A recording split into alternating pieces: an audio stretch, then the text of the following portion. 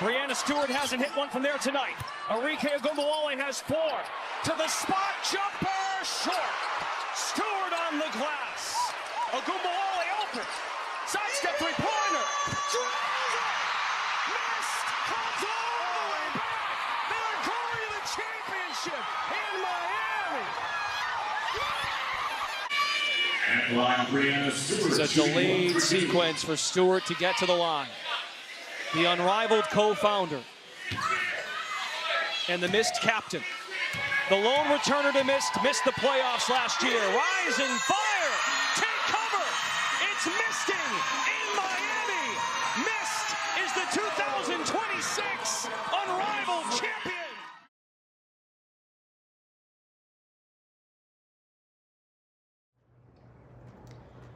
Last night, the Mist won the 2026 Unrivaled Championship. And while watching the game, one thing stood out to me immediately: the composure, the discipline, the level of professionalism on the court. Because something interesting is happening in women's basketball right now. Not just excitement, not just momentum, something deeper is being built. And if you spend time around this league, even briefly, you can feel it. And that's why I want to talk about Unrivaled today.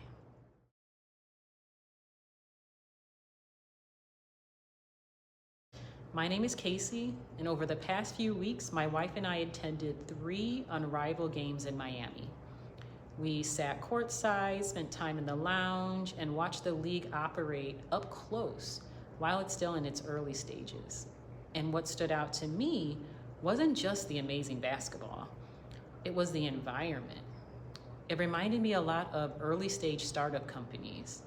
There's a particular energy in places where something ambitious is still being built. Ideas are being tested, people are adjusting quickly. Everyone involved feels invested in the outcome. You're watching something evolve in real time. That's exactly what Unrivaled feels like right now.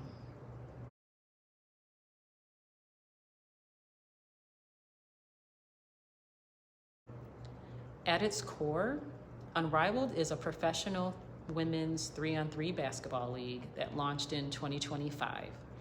But the structure behind it is intentional. It's a short 2-month-ish season-long competition between 8 clubs composed of elite players from across the sport. Within that, there's an additional one-on-one tournament that's a few days long that truly isolates individual skill, creativity, and mental toughness. Watching that format in person was fascinating. There's nowhere to hide in one-on-one. It becomes a test of composure, decision-making, and stamina under pressure. And it makes for great basketball. The league itself was co-founded by Nafisa Collier and Breanna Stewart, 2 of the most respected players in the game, with a very clear objective: create a place where elite players can compete during the off-season here in the States. Historically, many WNBA players have had to travel overseas during the off-season to supplement income, whether they truly wanted to or not. Those international leagues are competitive and respected, but the highest concentration of talent in the world exists here. Unrivaled allows these players to stay stateside and compete against each other while helping shape the system they're playing in.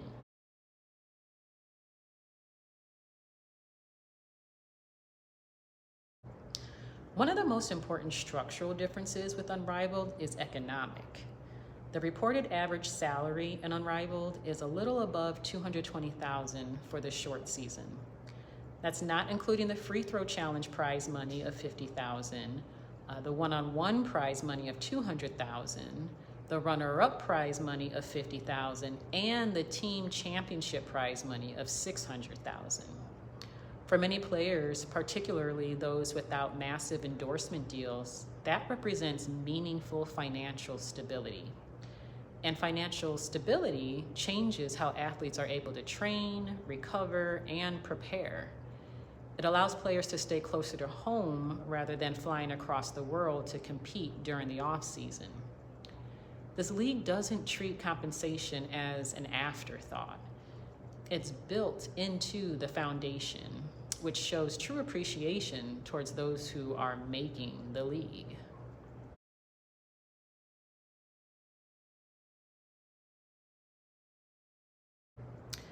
Another meaningful shift is accessibility.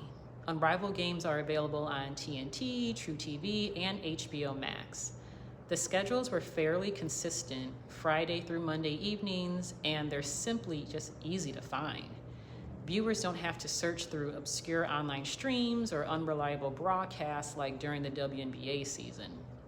When people can consistently access a product, the audience grows naturally, which we can clearly see with the increase in viewership with Unrivaled.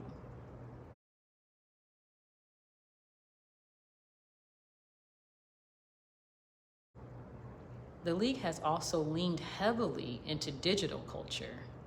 Each club maintains its own social media presence. You see practice clips, locker room moments, workouts, conversations, and humor between players. What that does is collapse the distance between athlete and audience. You're not just watching highlight reels, you're seeing personalities, friendships, true camaraderie. Many of these players spend most of the year competing against each other in the WNBA, but with Unrivaled, they're collaborating to build something together on full view.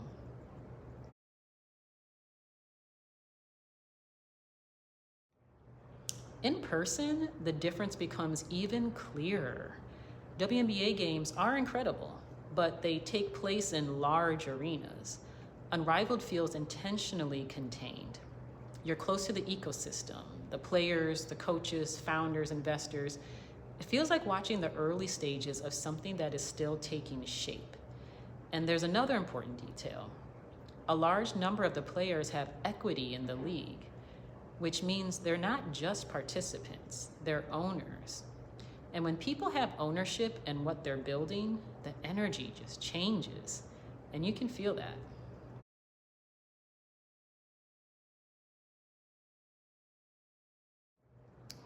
Speaking of investors, the investor group also signals long-term belief in the league. Unrivaled has backing from people like Serena Williams, Coco Gauff, Michael Phelps, Carmelo Anthony, Ashton Kutcher, Gary Vaynerchuk, and that's not casual capital. That's strategic investment in the future of women's basketball.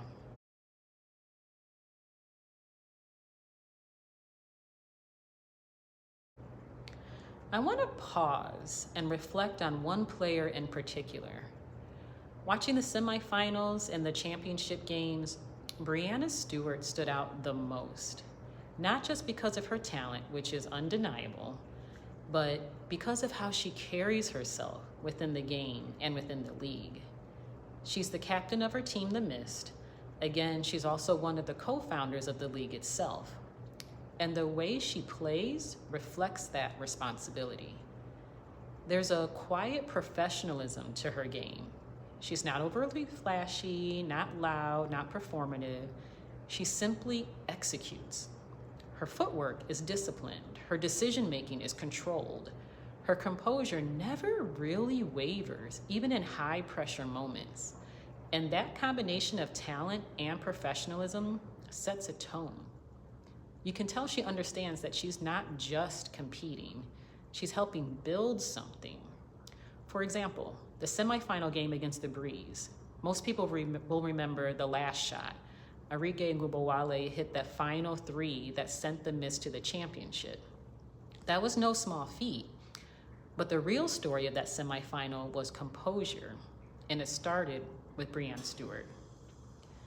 During the Unrivaled semifinal, the Mist were down by double digits for most of the first half against the Breeze. Stewie picked up 3 fouls early and had to sit. That's the kind of moment where games usually slip away. Your captain leaves the floor, the score is already tilted, and teams start forcing things. But when Stewie came back in, the first thing you noticed was what she didn't do. She didn't rush. She didn't try to take over emotionally. She slowed the game down. As a team, the Mist slowly but surely controlled the pace. Stewie's body language stayed controlled, her decision-making stayed disciplined. That's veteran leadership. Not loud, stabilizing. What Stewie was doing is something elite players develop over years of high-level competition. Pace control, decision discipline. She allowed the offense to settle instead of forcing possessions. She read the defense before attacking it. That's basketball intellect. Late in the game, that composure created the possession that changed everything. Instead of forcing a difficult shot, Stewie drew the defense and delivered the right pass to Arike. Arike knocked down the three, moved on to the championship. But the shot only existed because the possession stayed disciplined, and the composure didn't stop there. In the championship game, the final point came with Stewie standing at the free throw line after an offensive foul initially called on her was overturned in her favor. 1 point away from the championship, the entire game on the line. And externally, she looked calm. No theatrics, no rush, just routine. She took the shot and she made it. Game over, missed our champions. This is what professionalism looks like. Again, Stewie isn't loud, she isn't flashy, but she plays the game the way a captain and a co-founder of the league should. Composed, disciplined, in control of the moment, and in a league filled with elite talent, that kind of composure is often the difference between a good team and a championship-winning team.